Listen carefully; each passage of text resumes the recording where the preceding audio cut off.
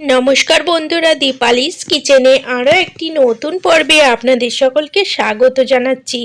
চলে এসেছি আজকে আবার একটি ভিডিও নিয়ে। আজকে আমি সুজি দিয়ে নরম তুলতুলে স্পঞ্জের মতো কেক বানিয়ে আপনাদের দেখাবো। খুব অল্প উপকরণ দিয়ে চটজলদি কিন্তু কেকটা তৈরি হয়ে যাবে। তো পুরো ভিডিওটি দেখুন, আশা করছি ভিডিওটি আপনাদের ভালো লাগবে। তো বন্ধুরা, সুজির কেক বানাবো, তার জন্য একটি বাটির মধ্যে 1 কাপ সুজি নিয়েছি। তো সুজিগুলো এখানে দেখতে পাচ্ছেন ভীষণই মিহি দানার সুজি। মোটা দানার যদি সুজি হয় সেক্ষেত্রে আপনারা মিক্সিতে পেস্ট বানিয়ে নেবেন। মোটা দানার সুজি অবশ্যই কেক বানানোর আগে গুঁড়ো করে নিতে হবে। এখানে আমি ভীষণই পাতলা দানা সুজি নিয়েছি, তাই আর গুঁড়ো করলাম না। এখানে 1 কাপ সুজির জন্য 1 কাপ চিনি দিচ্ছি, আর এখানে 1 কাপ দুধ দিচ্ছি। তো এই সমস্ত উপকরণ একসাথে খুবই ভালোভাবে মিশিয়ে নিতে হবে। কেক বানানোর জন্য মেন যে উপকরণ সেটা হলো পরিমাপগুলো সঠিক দিতে হবে, আর ঠিক মতো দিলেই কিন্তু খুব সুন্দর নরম তুলতুলে কেক তৈরি হয়ে যাবে। তো এখানে দেখতে পাচ্ছেন সমস্ত উপকরণ ভালোভাবে মিশিয়ে নিয়েছি। এখন ঢাকা লাগিয়ে আধ ঘন্টা রেখে দেব। যেহেতু সুজির কেক বানাচ্ছি তার জন্য ঢাকা লাগিয়ে আধ ঘন্টা রেখে দিলাম। তো আধ ঘন্টা পর ঢাকা তুলে নিচ্ছি, আর খুবই ভালো করে আবারও 2 মিনিট ফেটিয়ে নেব। তো ভালো করে কেকের ব্যাটার ফেটিয়ে নিতে হবে।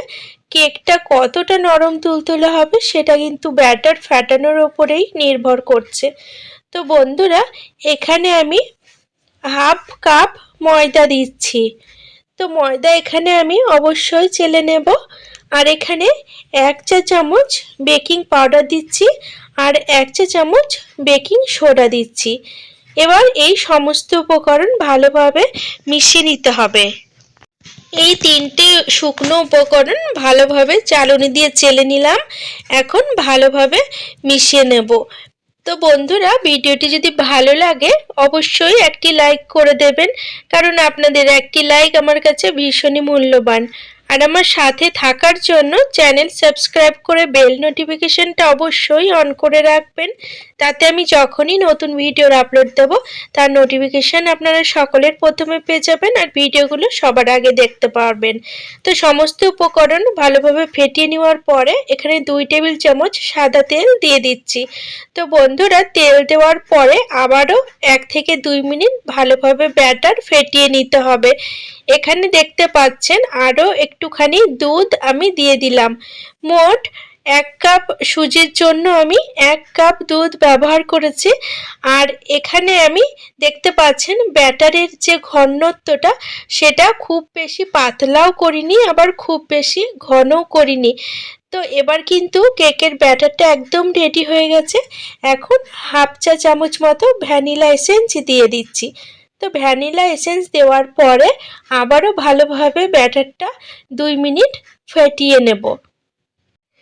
ময়দার কেক তো হয়, আর সুজির কেক যদি বানানো হয় সেক্ষেত্রে সুজির কেকটাও খেতে কিন্তু ভীষণই সুস্বাদু লাগে। তো বন্ধুরা, ব্যাটার তৈরি হয়ে গেছে। এবার কেক মোল্ডে 1 টেবিল চামচ মতো সাদা তেল দিলাম।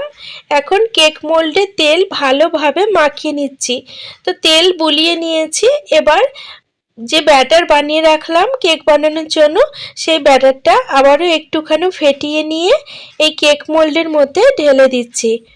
তো বন্ধুরা, চাইলে আপনারা এখানে ড্রাই ফ্রুট ব্যবহার করতে পারেন, টুটি ফুটিও দিতে পারেন। আমি কিন্তু এর ব্যাটারের মধ্যে কিছু দিইনি, তবে ওপর থেকে সাজানোর জন্য কাজু দিয়ে দিচ্ছি, আর কয়েকটি আমন্ড বাদামও দিয়ে দিচ্ছি। এতে কেকটি দেখতে খুবই সুন্দর হবে। আর ওপর থেকে 4 থেকে 5টা চেরি 2 ভাগ করে দিয়ে দিচ্ছি।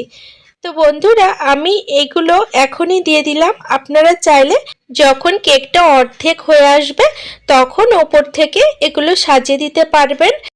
তো বন্ধুরা, দেখতে পাচ্ছেন কেকটাকে খুব সুন্দরভাবে সাজিয়ে নিয়েছি। এদিকে আমি ওভেনের ওপর তাওয়া খুব ভালো করে গরম করে নিয়েছি। এখন ওভেনের হিটটা একদম লোতে দিয়ে এই তাওয়ার ওপর কেকের বাটিটা বসিয়ে একটি বড় সাইজের গামলা দিয়ে ঢাকা লাগিয়ে দিলাম। এখন এটি 30 থেকে 35 মিনিট হতে দেব। তো 30 থেকে 35 মিনিট পর ঢাকাটা তুলে নিচ্ছি। আর দেখতে পাচ্ছেন কেকটা কত সুন্দর ফুলে উঠেছে। আর একটি কাঁটা চামচ দিয়ে দেখে নিচ্ছি কেকটা হয়েছে কিনা। তো কাঁটা চামচের মধ্যে কোনো ব্যাটার লাগছে না, তার মানে কেকটা একদম প্রপার কুক হয়ে গেছে। এখন আমি এটিকে নামিয়ে নিচ্ছি আর ঠান্ডা হওয়ার জন্য রেখে দেব। তো বন্ধুরা দেখতে পাচ্ছেন কেকটা ঠান্ডা হয়ে গেছে আর কতটা নরম তুলতুলে হয়েছে। আমি আপনাদের কেক মোল্ড থেকে কেকটা বার করে দেখাচ্ছি। তো বন্ধুরা কেকটা হালকা গরম আছে, যার জন্য কেক মোল্ড থেকে কেক বার করার সময় তলা থেকে একটুখানি ভেঙে গেছে। আপনারা পুরোপুরি কেকটা ঠান্ডা করে তবে কেক মোল্ড থেকে বার করবেন, তাহলে কিন্তু কেক আর ভাঙবে না। তো দেখুন কতটা নরম হয়েছে এই সুজির কেকটি। তো এইভাবে সুজির কেক আপনারা বাড়িতে খুবই সহজে বানিয়ে নিতে পারেন। আর আপনারা যারা কেক বানাতে পারেন না, কেক বানাতে গেলে অসুবিধা হয়, কেক ফোলে না, তারা কিন্তু কেক বানানোর জন্য পরিমাপগুলো ঠিক দেবেন, দেখবেন খুব সুন্দর কেক তৈরি হয়ে যাবে।